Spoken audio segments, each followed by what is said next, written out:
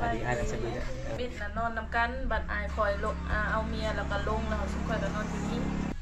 เราบอกคอย รอ กิน มันลายใจนะ เราผู้ว่ามากนี่เขาห้องก็บอกเลยว่าเขาดึงเขาลงเขาไหนบอก เขากอบประตู นี่เราไพ่กูยังไงนะ บ่มี บ่มีนั่งแบบนี้บอกลงนั่งกันแบบเจ้ามีคนนี่กับผู้ว่านะ นั่งในบ่ นั่งแบบนี้ บ่กอดบ่ได้ เป็นยัง บ่เป็นแฟนเฮา คันแม่นให้กอด คันเป็นแฟนแล้วให้กอด น้องๆกะบ่เลือกคนรอบ เลือกคนรอ เลือกคนที่จริงใจ แม่นแบบคันอยู่นำกันน่ะแบบเฮ็ดเวียกไปนำกันนะเฮาเอาได้ เอาได้เนาะคนทุกข์ก็อยาเนาะ ก็ได้เอาเบิด ผู้บ่าวได้ผู้บ่าวอายุประมาณเท่าใดสูงเท่าใดอายุหลายปานใด 30 40ก็เอา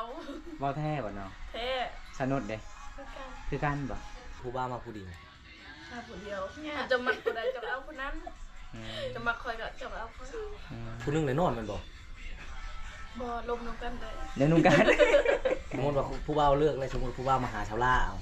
เจ้าเชียนอะไรนอน ก็เอากันนั่งเล่นโทรศัพท์นั่งโทรศัพท์ นอนด้วยครับหูกูฟัง เป็นผู้ทรง สิ โต เอาได้บ่เอาซองนะ ได้เป็นยัง สิสู้ไหวบ่กระดอง ว้าวเลยสมมติว่าไอ้มาแล้วฝนตกเมื่อบ่ได้นอนได้บ่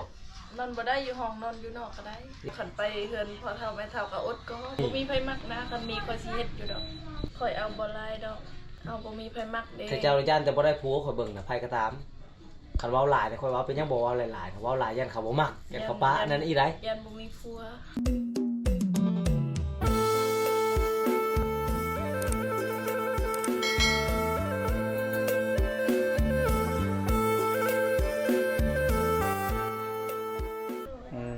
คันสิเป็นหน้าจอใหม่เท่าใดเนาะคันสิเป็นหน้าจอใหม่500,000ก็บ่แพงเท่ากันเนาะโทรศัพท์เจ้าก็500,000บ่เนาะ แม่นตอนนี้อยู่เมือง เออ 50,000แล้ว 50,000แล้วจะไปปะอยู่เมืองแล้ว แม่น โอ้หลังจากได้เงินก็คือมาทายเอา เขาเฮ็ดเป็นกำหนดบ่หรือว่าแล้วแต่เฮาสิไปเอา แล้วแต่เฮาสิไปเอา โอ้แสดงว่าหารสำเร็จก็ยังจะดีอยู่เนาะ แม่น หลังจากก็คือเฮาได้เงินได้คำเฮาก็สิไปเอาได้เฉพาะค่อยทักเจ้าก็เลยบ่ได้ออนบ่ได้ตอบทุกคนซับน้องก็คือเพย์เบิดเด้อทุกคนเลยโอ้ยพี่น้องก็คือเฮาก็บ่ฮู้แนวสิซื้อโทรศัพท์ที่มันงามๆแบบเห็นแต่รูปห่าง iPhone เฮาก็อยากได้เห็นเขาเจ้าขายถูกๆซื้อแล้วเนาะ บัดซื้อไปแล้วไปทึกของปลอมของกบทุกคนไปทึกของจีนพี่น้องก็เลยน้องๆก็หาเงินหาคำกับโบกิ้งแน่เห็นเขาเจ้าใส่ไอโฟนก็อยากได้ไอโฟนคือกันเนี่ยทุกคนเลยแต่แสดงว่าตัวนี้กับ Android ก็ใส่บ่ได้เลยบ่มีเลย Android บ่มีเลยทุกคนเลยอันนี้คือสาวนุชกับสาวสีดามันเป็นสาวสีดาสาวล่าเป็นลูกสาวกลางเจ้า ลูกเซากลาง โอ้เจ้าได้เป็นลูกสาวกลาง เซากลาง แสดงว่าน้องๆ2คนอยู่พุ่นเป็นลูกสาวลาหมดบ่เป็นลูกสาวกลางอีกอย่างน่ะ น้องคอยลูกเซาล่าน้องคอย สีดาเป็นลูกสาวลาน้องนุชเด้ เซากลาง สาวกลางผู้ที่3ลูกสาวกลางหมดทุกคนยังอีกผู้หนึงบ่น้องเจ้านะเอาขนาดน้องบ่ได้ทาก็แปลกนะพี่น้องงานแบบธรรมศาสตร์เลยทุกคน FC หลายๆคนถามว่าน้องๆเขตชนบทนี่น้องๆได้กินหยังเนาะคือมางามแท้หน้าใสๆเขาบอกจะกินหยังแน่น้องน้ำไม้บ่ กินแจ้ว กินแจ่วแล้วก็น้ำไม้ หน่อไม้ อาหารบ้านเฮาเนาะ หน่อไม้ตลอด กินน้ำไม้ตลอดเลยทุกคนเอ้าผู้สาว2คนก็บ่อยากเข้าเลยเด้บัดนี้น่าสิมีแฟนแล้วอยู่ทางพูนตลอดเด้อทุกคน โสดบ่โสดเป็นหยังคือบ่อยากอยู่นำผู้สาวอายุ18ปีนะยันลงกันบ่ ว้าวมากนะว้าว ฮะผู้บ่าวได้ นี่ ผู้บ่าวไผ นี่ เอ้าเป็นยังไงผู้สาวจีบเลยไหมบ่าวแก้วยังโสดได้ เสื้อดำนี่ทำไม เราบ่มักนะ เห็นโลด โอ้ยบ่าวพวกมากแต่ละเนี่ยบ่าวพวกลำตลอด บ่าวผู้บงอยู่ชื่อบ่ บ่าวพวกว้าวตลอดนะชาวล่าอยู่ ชื่อ บ่าวผู้บงที่กินงูแล้วบ่ครั้งแรกในชีวิตเลย เอ ตอนนั้นเพิ่นได้งูใหญ่เลยเด้สามขาพุ่นงูนะ พอคอยได้ บ่าวผู้บงบ่เคยกินแล้วบ่กินลองเบิ่งกินมื้อนั้นบ่าวผู้บงก็ยังถามตลอดเจ้าได้สละเอาผัวเลยบ่ยังค่อยถามยังพันยาวแต่น้องก็ไปเฮ็ดงานเนาะเลยบ่ค่อยอยู่บ้านทุกคนเลยต้องชับกาแฟแน่โอ้สงสารน้องสาวเลยทุกคน ใช้ไม่ได้หรอกโทรศัพท์ใช้แต่พอเฟซมาให้เลย โทรศัพท์อยู่เมืองแล้ว เขาหงหมอ ซับน้องคนนี้ล่ะเล่นก็บ่ได้ติงไปติงมากดเองมันเลยซับสนุกกับสาวสิสาวสลา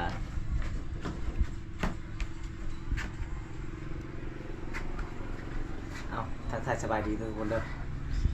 สบายดีเลยละ สบายดี ไอ้นั่นสบายดีสบายดี สบายดีแหละบ่ทำผู้สาวเลย เอาได้ เอ้าเป็นอะไรเจ้าน่ะสบายดีแหละกับบนทางผู้สาวดิผู้สาวกับสิหนี่เข้าห้องเด้ เข้าน้ำแหละ โอ้กล้าบ่ เข้า จะ นำอะไรบอกใช้ห้องนอนเจ้า อยู่นี่ ตัวนี้ตัวนี้ในห้องนอนน้อง น้อง แยกกันนอน นี่กันน้อง 16 ปีนอนนำกัน18 ปีนอนนำกัน แต่ทำบิดน่ะนอนนำกันบัดอายคอยลงเอาเมียแล้วก็ลงแล้วเขาสิคอยก็นอนอยู่นี่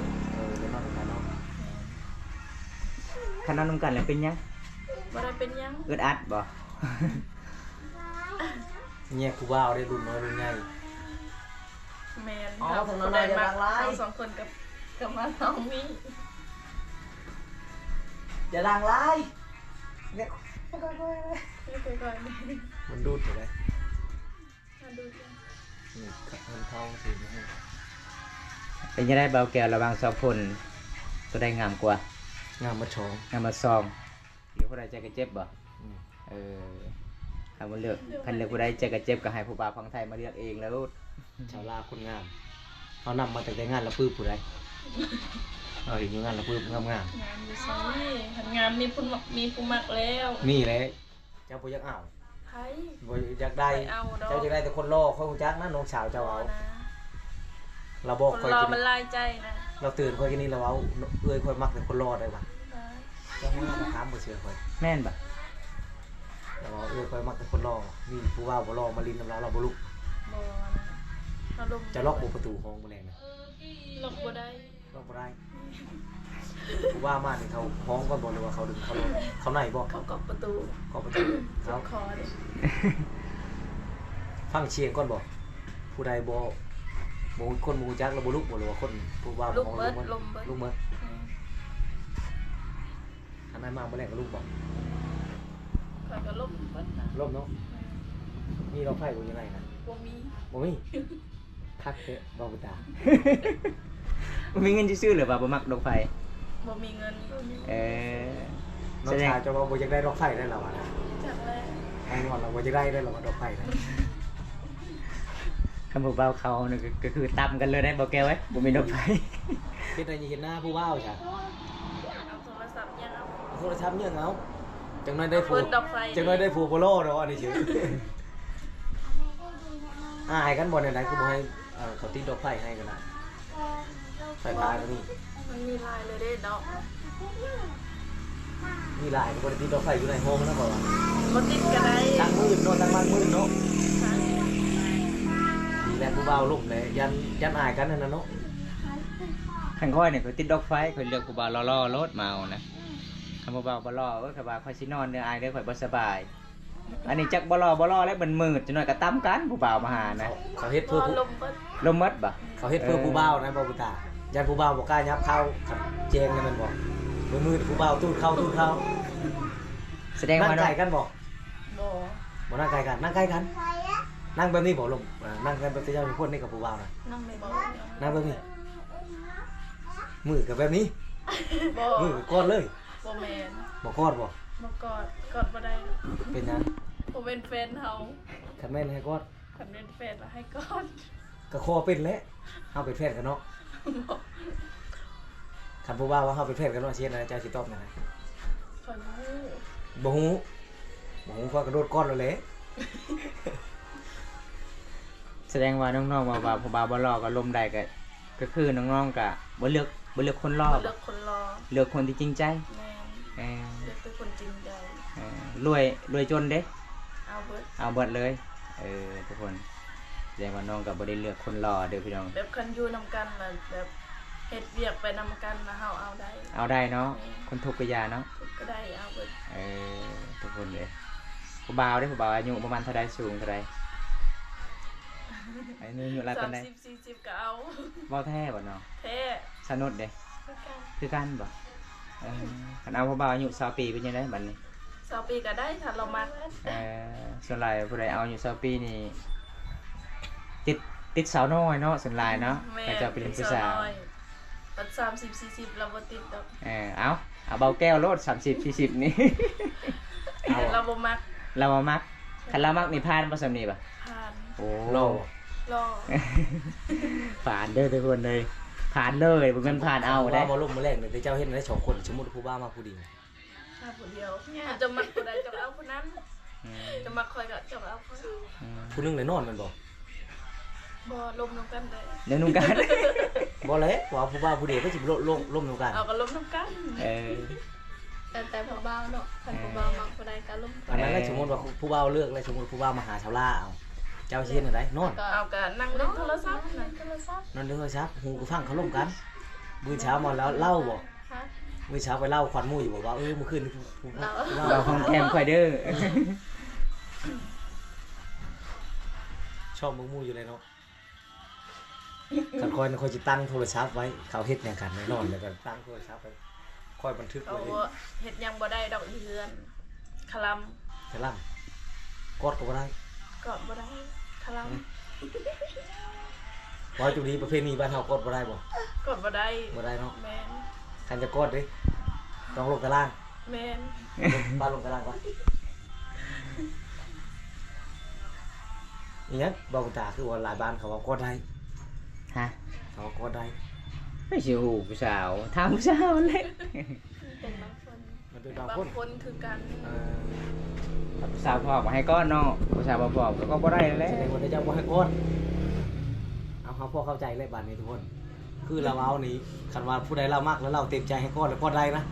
กอดได้ ฮันนี่ โอ้เฮาแล้วเว้าเกี่ยวไปเกี่ยวมาเกี่ยวไปเกี่ยวมาแต่โดนแสดงว่าให้ผู้ว่ามาจากมือจากชื่อใจว่าเป็นแฟนกัน มามื้อนึงก็ได้บ่ รวมกันประมาณจากมือจากเดือน แบบงูกัน บ่เคยได้แฟนบ่ ฮะ บ่เคยได้แฟนเลย บ่เคย ได้ บ่เคยมี เป็นสาวบริสุทธิ์ เราจะมาล่มเมืองมาเลย ฮะ คันนั้นมาล่มได้บ่ ลมได้ แต่ว่าบ่มีผู้ ไอ้ล่มชาวบ่เป็นได้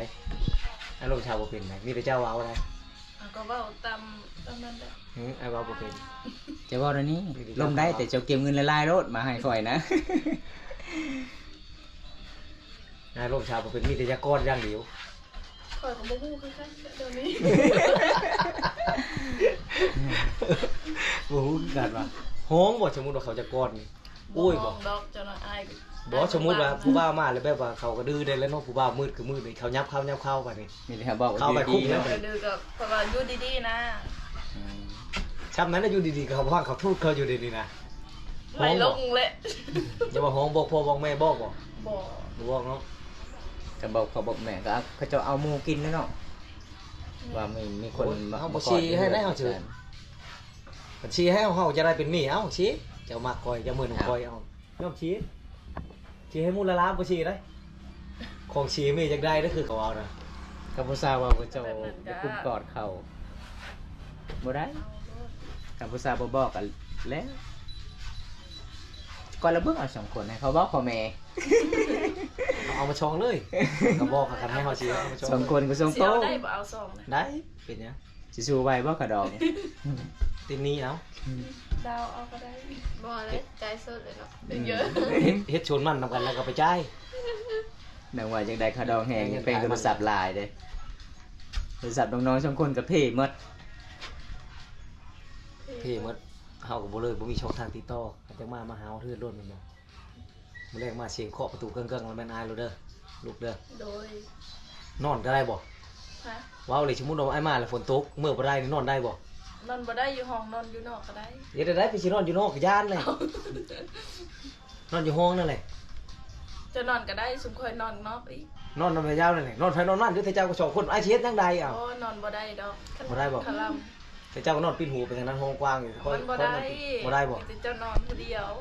ได้เนาะคันไอ้นอนผู้เดียวนะ ได้ เออ ยุงกัดกับผู้เดียวเจ้าอยู่ห้องกันเลย นั่นก็คือว่าแบบว่านอนขวางกันได้ผู้หนึงนอนไปพี่ผู้หนึงนอนไปพุ่น บ่ได้บ่ได้ มันเฮ็ดหยังบ่ได้นะแต่เจ้าก็สองคนสามคนแล้ว บ่เฮ็ดก็ยาคลำ คลำเนาะเออส แสดงมันบ่ได้มันผิดประเพณี ขนาดเป็นผู้เมียกันก็ยังบ่ได้เนาะ ฮะ เป็นผู้เมียกันบ่ได้แล้วครับไปนอนอยู่ ช่างเว้าเทะ เยือนอีพลอยแม่ แม่นเลยเพิ่นบ่เท่าบ่ได้ บ่ได้ คดีเฮือนเฮาเอาเมื่อเฮือนเฮาได้ อันนี้เราเอาคันว่าบ่ได้แล้วเอาเต้งเรียบร้อยแล้วมีเฮาได้เลยสมมุติว่ายามพ่อยามแม่มื้อเฮือนผัวมายามพ่อยามแม่ได้จ้ะนอนแยกกัน นอนแยกกัน เป็นไงกัน เมียนอนอยู่ห้องผัวเด้ ผัวก็นอนอยู่นอก คอยรักเขาแล้วแหละเมียคอยกะคืนดึกๆนี่คอยลอยเขาแล้วแหละมาดามมือคือเด้สมมุติมาอยู่เป็นทิศ2ทิศมาหึงโธ่พระสิอดหึงช่ำนั้น ก็ไปนอนบ่อนอื่นคันอยากนอนน้ำเมีย เฮ็ดคือผู้บ่าวผู้ชาวนี้ ไปหาผู้สาวน้อยอ่ะ ไปนอนบ่อนอื่นนี้ชวนเมียลงไปบ่อนอื่นนี้เฮ็ดคือคบกันใหม่ๆนี่ก็ได้ ได้บรรยากาศดีไปแนวนึงได้บ่าวตาเลยกล้วย เอาขันไปเฮือนพอเท่าแม่เท่าก็อดก่อน อดได้มาหึงได้บางคืนนะตัวอย่างคือเขาเห็นอยู่บ้านนั่นแบบพยายามพอเท่าไม่เท่านั่นแหละแต่ก็มีคนในครอบครัวเขาโชว์เขาเด้บ่สบายเขาก็เลยได้อยู่ดนช่วงที่ป่ายพวกเขาอยู่นะก็เห็นอยู่เขานอนแถวนั้นบ่นอนคนบ่นอนอยู่เพื่อนพอเท่าไปนอนเพื่อนพี่น้องนี่ได้ ได้ ดูว่าเขาบ่จะนอนบ่เขาไปนอนเพื่อนพี่น้องเขาบ่นอนอยู่เลยจะดูคนหลายเขาบ่จะนอนบ่ ดูกันนะบ้านเฮาเนี่ยบ่ได้เพิ่นผู้เฒ่านอนนำกันก็บ่ได้ คอยจะเบิ่งคอยจะถามว่าแนวใดข่อยว่าอยู่นอนคนละบ่อนนี่ผมมีนี่หึงแล้ว ดูกับบริญญาดอกคันเฮ็ดดอก บ่ท่านมีผู้เฮ็ดอยู่บ่แบบนั้นน่ะ โม เออ แต่แถวบ้านเฮานะมันบ่มีเด้ มันมีคนฟ้อนมีคนอาย มีอยู่บ่ มันก็มีอยู่ คือบ่พากันเฮ็ดจ้ะเนาะ เอาสิเฮ็ดดองให้นะ มาดอกเจ้าเลยเฮ็ดเด้อ ข่อยบ่มีไผมักนะ เฮ็ดบัดเชิญ อ้าวบัดเซินมันต้องมีงัวแล้วเนาะค่ะ เอาก็ต้องเอางูนะกูว้าวแล้วว้าวเอาจากงูชาบตู เอาจะเว้าแนวนั้นมีแล้วบ่คนมักข่อย มีมันทางมีคนงาม เอา ไปสิบ่มี บ่มีไผมักนะคันมีข่อยสิเฮ็ดอยู่ดอกสิเฮ็ดบัดเซินซุนเจ้าเลย คาดองก็ว่าหลายๆจากร้านเจ้าสิว่านะ ข่อยเอาบ่หลายดอก 30แล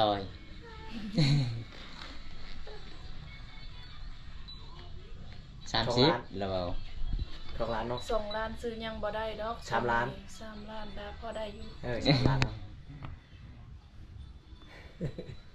เบิ่งเครื่องทุกมื้อนี้นะก็แพง ผมว่าอ่านตามก็โดนเอาไปแล้วให้เขาดอง3 ล้าน เจ้านี้ระดับ5-60พุ่น ก็บ่มีไผให้ดอกสำนั้นนะคำลายปานนั้น บ่เคยมีผู้ใดบ่อยู่บ้านนี่ซำนั้นนะ บ่มี เจ้าเป็นผู้ทมิตรเจ้าก็ว่าอะไรนะ เอาบ่มีไผมักเด้ ถ้าเจ้าย่านแต่บ่ได้ผัวข่อยเบิ่งน่ะไผก็ตามคันเว้าหลายเนี่ยข่อยเว้าเป็นหยังบ่เว้าหลายๆถ้าเว้าหลายย่านเขาบ่มักย่านเขาปะนั่นอีได ยันบ่มีผัว ย่านแต่บ่ได้ผัว สมมุติว่าคันมีคนมักเฮาเนี่ยเฮาเว้าเองหรือว่าพ่อแม่เว้าเขาดอง พ่อแม่เว้ากันเอง เฮาเว้าบ่ได้ เฮาก็เว้าได้เขาถามเฮาว่าเฮาอยากได้เท่าใด สำนีพอบ่ แม่ เฮาก็บอกสึก เฮาก็บอกตามเฮาอยากได้นั่นแหละ เฮาบอกให้พ่อบัดนี้ แม่ คันเว้าหลายคันที่พ่อเว้าหลายก็ยันเฮาบ่ได้ผัวเนาะบางคนเว้า แม่ โอ้ทุกคนคือสะเมาแหละหลายๆคนมาขอเด้ จักเลย ฮะจะมามีผู้มาขอเลย หลายๆคนเขามาขอบ่ถึกเรื่องเขาดองเลยเนาะสุดท้ายก็เลิกกันทุกคนเลย เท่าไหร่ จะได้เบ็ดเขาขอ30 ล้านเขาอยู่ได้50รถไปรถมาก็เขาลด35 ล้านผมเบาให้30แล้วก็เลิกวันนี้มีคนมาที่สองทางนั้นอยากได้30เขาให้25เลิกอีก ขนาดได้30ตอนนั้นก็ได้ที่ผู้ก้อนนั่นแหละ ได้แล้วเอา50สุดท้ายกลายยังเหลือ25 แต่เจ้าบ่เป็นแม่หางบ่แบบนั้นแต่บ้านนี่บ่ได้แม่นแม่หางบ่คันคนลาวเขาเอิ้นแม่หางได้หั่น อลีได้เขาเอิ้นหางคันคอหางได้ คนลาวเขาเอิ้นหางได้ จักเลย แล้วเขาไปคอเลยนั่น หางชองพูแล้วแหละเขาเอิ้นหั่น โอ้บ้านเฮาบ่แม่นนี่นะ คันชองเทือมาคอเลยหางชองพูแล้วแหละ เฮากับบ้านเฮากับเป็นแม่ห้างนี่ต้องแต่งแต่งงานดองไงเนี่ยงานดองใหญ่งานดองน้อยแต่งเบิดทั้งสองงานเพราะแม่ห้างแล้วเขาเอิ้นนะคันไปเบิ่งเพื่อนชาติน่ะบ่แม่นแม่ห้างนั่นน่ะได้ไปซอยเวียกซอยงาน หางคันคอแล้วเขาเอิ้นนั่นน่ะบ่ได้ว่าผู้ใดอีชองพูแล้วแหละ เจ้าก็เอาคักไปยันเขาว่าไม่หางคอยผู้อื่นบอกว่าก็ค่อยนี่สิเว้า แสดงว่าจะเปลี่ยนเอง เจ้าได้สิเปลี่ยนชื่อค่อยแบบนั้น เอาก็แบบนั้นแหละแถวคอยนะครับแบบนั้นนะ ทางนี้บ่ อยู่บ้านค่อยบ่ บ่เนาะเป็นผู้ชายคือเก่า บ่ได้เอ่ย ยังเป็นผู้สาว เออ กันเอากันแล้วแต่งกันแล้วแบ เขา บบ่ เว้า ถือ ยัง กั บ่ น ได้เข้าใจกันเด้ยังบ่ได้ถือกันก็ต่างคนต่างอยู่กันเอากันแล้วแต่งกันแล้วหลักปะกันเขาไม่ให้ไม่ห่างเนาะอันนี้คือสาเหตุที่น้องอธิบายให้ฮู้นำกันทุกคนบ่แม่นน้องเป็นสาวไม่ห่างแต่สมมุติว่ามีสมมุติผู้บ่าวมาขอ1คน2คน3คนแบบบ่ถึกเรื่องขะดองเขาเจ้าก็บ่ได้เอากันทุกคนยังเป็นผู้สาวบ้านเฮาบางคนบ่เข้าใจว่าเป็นเมียห่างบ่แม่นเนาะอันนี้ก็คือเขาเจ้ามาขอซื่อๆนี่นะเรื่องไปนํกันเฮ็ดผัวเมียก็ยังเนาะอันนั้นเนาะ แม่น ยังเลยทุกคนเนี่ย